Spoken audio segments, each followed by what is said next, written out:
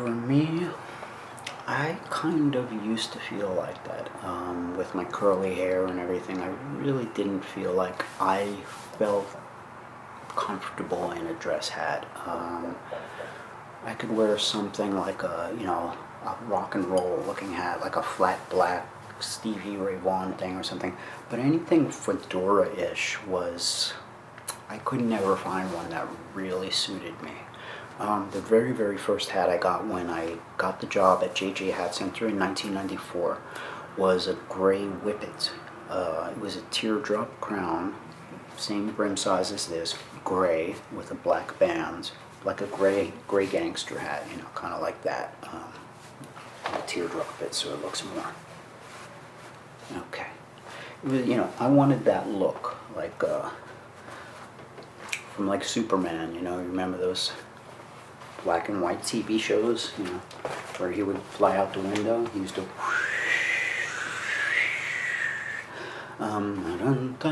that song they would play and everything when he was flying. I thought that stuff was cool when I was a kid, and I saw all those like Clark Kent dudes wearing their hats and suits. Suit guy, with my hat all wrinkled up and a hat guy. You know what I'm talking about, right? Like everybody had that hat suit thing back then, in the black and white days, and it's funny because when I got the job, all I wanted was that, a stereotypical, like the hat that you see in the old movies. I want the real deal. I don't want some fake kind of like gimmicky thing, and I don't want some modernized new version of it with the thin band and like some GQ Connecticut-y looking kind of Bill Cosby sweater-ish sort of 80s modernized tacky thing.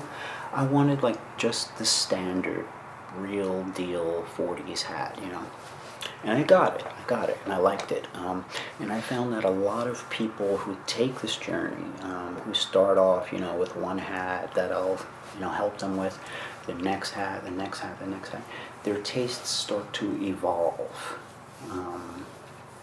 Evolving taste is kind of a natural progression.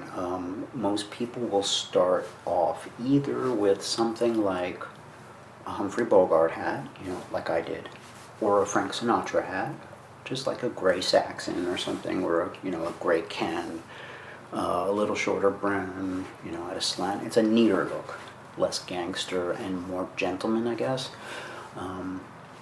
They'll either do the Sinatra thing, the Bogart thing, or they'll go with the biggest brim, like a 3-inch brim, or the shortest brim. It's hard to find subtlety when you're a new hat wearer. You kind of want to go straight to it, to the core. I want the best, or I want the most authentic, or the biggest, or the realest, or this and that. Subtlety is something that I think you find a little bit later as your tastes evolve. A typical, progression would be somebody starts off with that, with the gangster hat, and then after that, they switch to something like a Seville in taupe or something like that. Like a little bit more versatile, slightly less stereotypical gangster hat, but a little bit more matching their clothes or something like that, and then from there, people will take their own journey. There are some people who wind up buying stuff like Homburgs and derbies and pork pies, and because they want to just go through it. They're like, man, I always wanted a Homburg, I want to wear my really nice coat. I'll get a Chesterfield coat and a nice scarf, and I'll wear it with my Homburg on a cold winter day, and I'll just be awesome, Some people like that, and they look amazing in it. And they always wanted a bowler, and they get a bowler, and they wear it, and they dress to a T, and they look amazing. There are some guys who go down that path. There are other guys who will try some of the newer, more modern styles, like the Seville, the Ken, the Asher, which are essentially throwbacks to old styles, but They are, they're fashionable. They're hats that you could wear with today's clothes and you'll get the classic look, but you won't look too costumey because, you know, a lot of that has to do with the presentation, of course, but I think it's a natural progression. Everybody's going to start one way. Some people start with a little bit less expensive hats, and then they work their way up to, you know, like a light felt crushable hat at JJ's for $125 on sale or something, and then they work their way up to a fur felt hat and, you know, a better fur felt hat, and then before you know it, they're buying the Mesa and beaver hats for $400 and this and that. That's another journey, some people, but I think your tastes will evolve. They'll kind of stabilize as well. I am a firm believer that if you find a shape that works for you, stick with it. Like, you know, like this. I find that this shape, it's kind of like the classic, you know, Italian center crease 2 3/8 inch hat in a vibrant color. That seems to really work for me. Or a 2 3/8 inch brim with a very simple crease, very simple, you know, everything stock, nothing pinched or changed. See how I have this hat? That's why I leave the tag on, to remind me of that too. But I don't want to change stuff. I want to leave these hats exactly the way they were designed because they look perfect to me. This is the factory pinch. I'm kind of feeling for it. That's exactly what they put in. And everything. That's the factory crease, factory flange, band, wind cord. It's all stock. This is one hat that I felt was designed perfectly, and I didn't want to change anything about it. So I stick with it. I stick with this. Yeah, I'll show you a couple other things that have the same kind of vibe to it. Okay, so you have this one. The temple is way bigger. It's just a bigger size. This is, I think, a 60 or 61. It's a 61, maybe. It runs tight though, so it's like actually a 60. I forgot what it was. This is a 62, but they don't run tight, so it's an actual double extra large. Now, this one fits me more like a large or something, but same basic thing. I'll wear this one at different times. I'll wear it with like my hair in a ponytail, because when I do this, the back of my hair is very thick, because when you have curly hair and you put it together in a ponytail, there's like a lot of density, mass to it, so it makes your hats tighter up there. When my hair is down, it's very small. You know what I mean? There's my skull right there, so I can get a tighter hat on. Like this, how loose this is, you know? It's really loose. Falling down to the, you know, it's not really hitting me on the wind at the sweatband at all. I need those for, you know, hair in, hair out kind of days. It depends. Now, let's see what else I have. 2 3/8 inch brim. Alright, this was a 3-inch brim that I had cut the brim a little bit off so it became a 2 3/4. Very similar thing though, right? It's got the same crown, exact same crown, same band, I think. No, the band's a little wider maybe. This is a 2 3/4 inch brim. It's not that far off. I like the crown, you know. That's the crown that I like. I like the simplicity. This hat, when it was made for me, I gave him my green hat as a sample, and I said, can you find that crown for me? And this particular block he had was really similar, or the closest, you know. Same thing. same crown, same brim. It's, if you find a look for you, for yourself that works, keep it going. If you find colors that work for you, stay in that color family, you know. You don't want all your hats to be the same color, obviously, but, you know, I found that green, blue, light blue, any of those kind of colors, those earthy tones work for me. Although I'll buy anything in a vibrant color, you know, lavender, pink, green.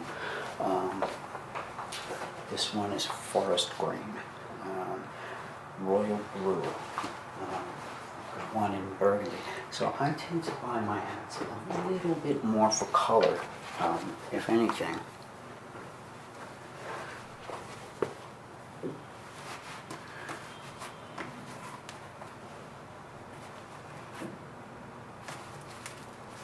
I think this hat only came in large or something, so I had to get it in a size large.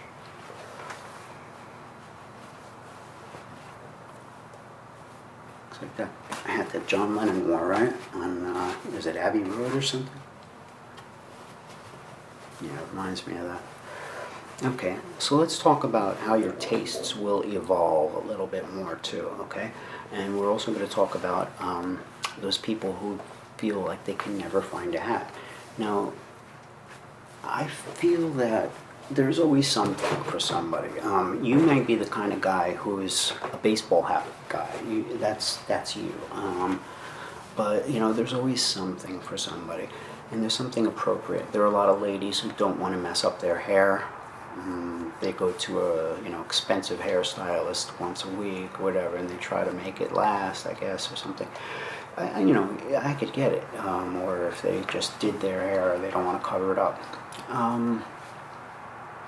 You know, that's kind of a separate thing, I guess. I'm gonna say there are people out there that are easy to buy hats for, and there are people that are really, really hard. The super skinny faces, I think, are some of the most challenging. But what it really comes down to is you've got to love hats, you know. You've got to really love it and want it.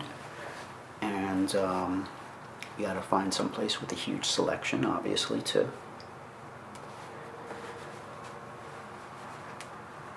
All right. Let's talk more about how your hats can evolve, your hat taste. After I got my first hat, the Gray Whippet, I decided I wanted some of those long hair beaver hats, the long furry ones, you know, like from Superfly and stuff, because we had a few of them, not a lot, and they were always like kind of rare and more expensive, and we never had more than one or two, you know, they were always kind of top shelf. So I started getting the beavers at one point. I had a brown one, a black one, a cream one, you know, a whole bunch of different ones. I had a burgundy one with a 3-inch brim. All these beaver hats, and those are all gone. I guess I gave them all away to people. Now that I think of it, they will last your lifetime. The long hair beavers, the ones from Salentino, the ones from Biltmore. They call them Grand Beaver. They've always been very good. The beaver finish hats are going to be for winter, strictly, you know, winter, just like a velour. Velour from Biltmore is called the Golden Pheasant series. It's heavy. It's a heavy, velvety texture. You see a lot of those Alpine Austrian hats, you know, the pointed Keebler Elf ones that have the, you know, the green ones with the badger brushes on the side. Yeah, you see those have it. But after I started doing a lot of beavers, I had a lot of them. They'd be black, beaver, brown, but they really didn't look that good on me. But I thought they were cool. They were just not, you know, short hair. I mean, the short brim, medium brims, and black and brown. You know, they had really cool felt, cool texture, and this and that. But the styles were not right for me. Then I think the first hat I really got that I loved, that I really liked, was a 3-inch brim. The 3-inch brim in lavender And I have a 3-inch brim in burgundy too, which matches it. It's not here, it's still at JJ's, but it's identical to this hat and to the lavender one. It's a 3-inch brim in burgundy with kind of a royal blue band. That one, the burgundy one, and this one here were my next hats. Those were my first ones that I really liked, and the color of this hat used to be much more vibrant. I mean, I wore it so many times the color faded. You could see, I think, under the band here what it used to look like. It's way more purple. There's like no purple left in it. And I don't feel like sanding it down because I feel like I'm going to make it threadbare if I do. This hat is just, it's gone through too many of that stuff. So yeah, it was a very purpley color felt at one point. You can see the inside. It's more purple. That changed my whole thing. We were allowed to get 2 of these custom hats and choose any colors we wanted. Actually, not 2. We were allowed to get as many as we want, but I think the boss paid for one, and the others we had to pay for. I should have ordered more. Worried about it later, but those changed. That changed me. Once I got my first 3-inch brim, I sort of wanted them all to be 3s. And I wore the 3-inch brim for many years. This one, I have a taupe one that I gave to Philip before he moved to Germany. I have the burgundy one at work, and then I have this forest green one with the beaver finish, short hair, beaver finish to it. It's not very silky looking because I haven't steamed it forever, but it is green. I had maybe 5 or 6 of those 3-inch brims, and every one of them just lasted and lasted, never really gave out, and I wore them for many years. After that, I got the Kelly green hat, and I realized that 3-inch, as cool as 3 is, you could do all these different things with it, If I'm starting to wear my hats up like this, I like the 2 3/8 better than a 3. It's just cleaner and more stylish and stuff. And the bound edge looks really good on it, I think. So getting back to that style, that's, how my style evolved. I eventually found that I look good in the lighter colors and the blues, the greens, the aquas, and not so much the pink and the lavender and stuff. Just through trial and error, you find out what hats look better, work better, what colors, your styles, your tastes don't change.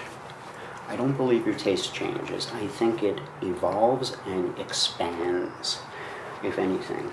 It's still the same taste, but it's gotten more sophisticated, more knowledgeable, more expansive.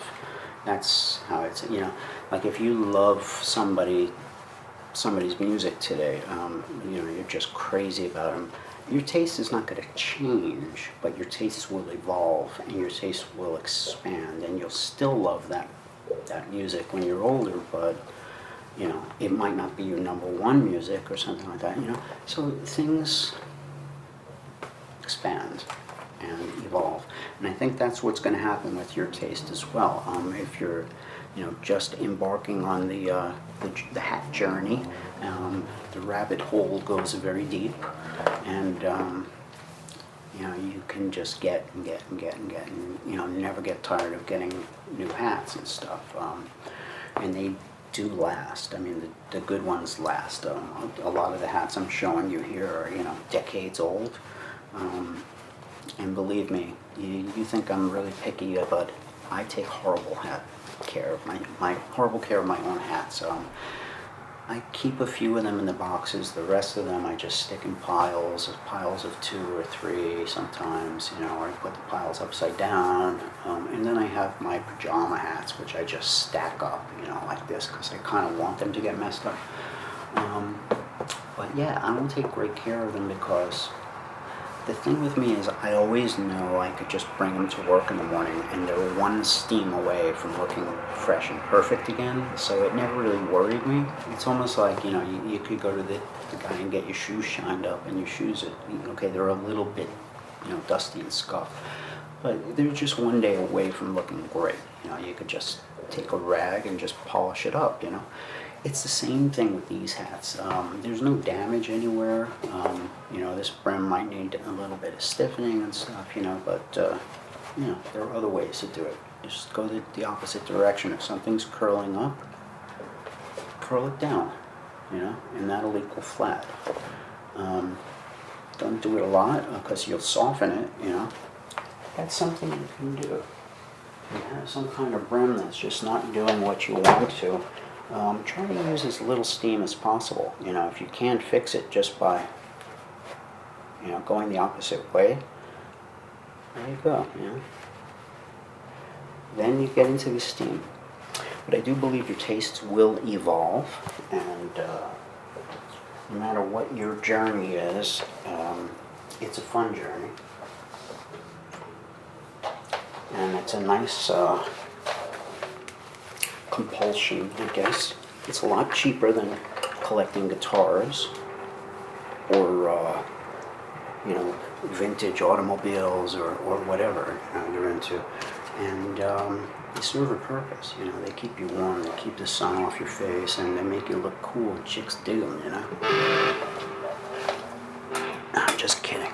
Just remember that from an Odd Couple episode. Looks great and the chicks love them. No, looks great and the chicks dig them. Blue and white, trimmed in gold. Looks great and the chicks dig them. Yeah, that was an Odd Couple episode. Remember that? Football player, I think. Is it Jim Brown or Rosie Greer? Somebody said that.